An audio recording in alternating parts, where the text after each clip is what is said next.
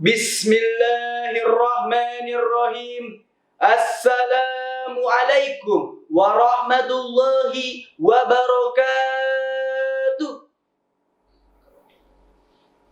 Alhamdulillah, alhamdulillah, alhamdulillahi rabbil alamin, wa bihi nasta'in wa ala umurid dunya waddin. Assalatu wassalamu ala asrafil anbiya'i wa mursalin wa ala alihi wa sahbihi wa man tabi'ahu bi ihsan ila yaumiddin. Amma yang pertama, yang paling utama, marilah kita senantiasa panjatkan puja dan puji syukur kita atas kehadirat Allah Subhanahu wa Ta'ala yang telah memberikan kita, memberikan umatnya nikmat sehat, nikmat iman, serta beribu-ribu nikmat yang tidak bisa kita hitung satu persatu. Maka bagi kita, bagi umatnya, sudah sepantasnya, sewajarnya kita selalu dapat bersyukur, mensyukuri apa yang Allah berikan kepada kita. Dan semoga semua nikmat yang Allah berikan kepada kita menjadi keberkahan bagi kita semua. Amin, amin, ya Rabbal Alamin. Yang kedua, sholawat beserta salam tak lupa kita curahkan kepada baginda kita, suri tauladan kita, Nabi akhir zaman, Nabi Muhammad Sallallahu Alaihi Wasallam, yang telah memperjuangkan, membawa Islam dengan cucuran darah, cucuran keringat beliau, sehingga kita sebagai umatnya masih bisa menikmati indahnya agama Islam hingga saat ini. Alhamdulillahirabbil alamin. Hadirin yang insya Allah dirindukan oleh surga. Indonesia, negara kita, negara kesatuan Republik Indonesia, konon katanya adalah negara dengan multikultural terbesar di dunia saat ini. Kenapa bisa dibilang seperti itu? Bisa kita lihat banyaknya budaya, banyaknya suku, bermacam-macamnya bahasa di negeri kita. Dari Sabang sampai Papua, begitu banyaknya suku yang dapat kita pelajari satu persatu.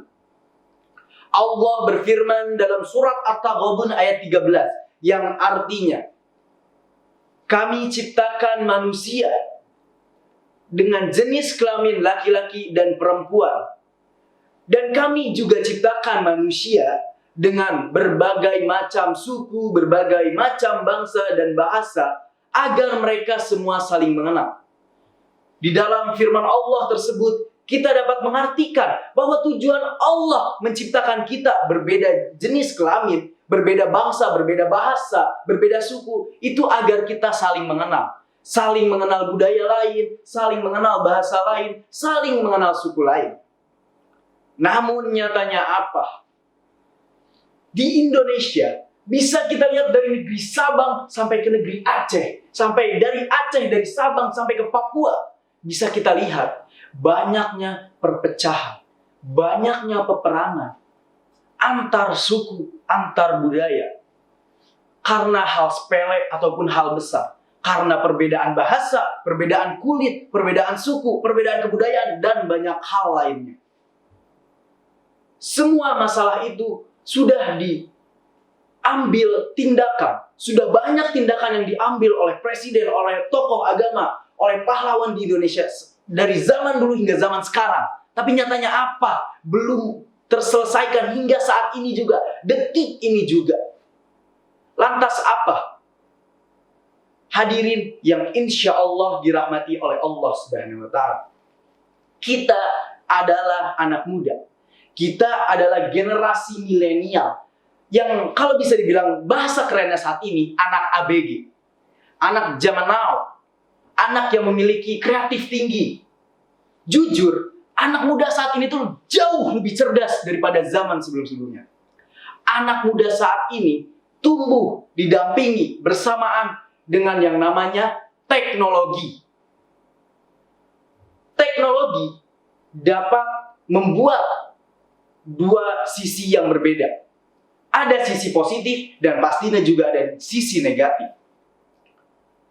Banyak hal yang dibuat oleh teknologi, yang dibantu berkembang oleh teknologi, seperti pendidikan, ekonomi, kebudayaan, dan hal lainnya.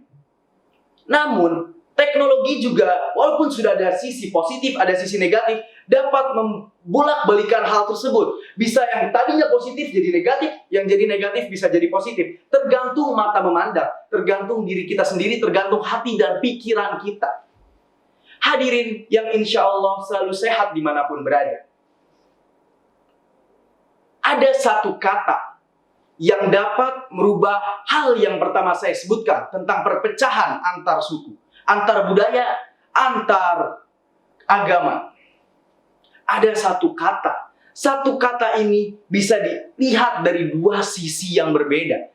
Bisa kita lihat dari sisi positif, ataupun kita lihat dari sisi negatif.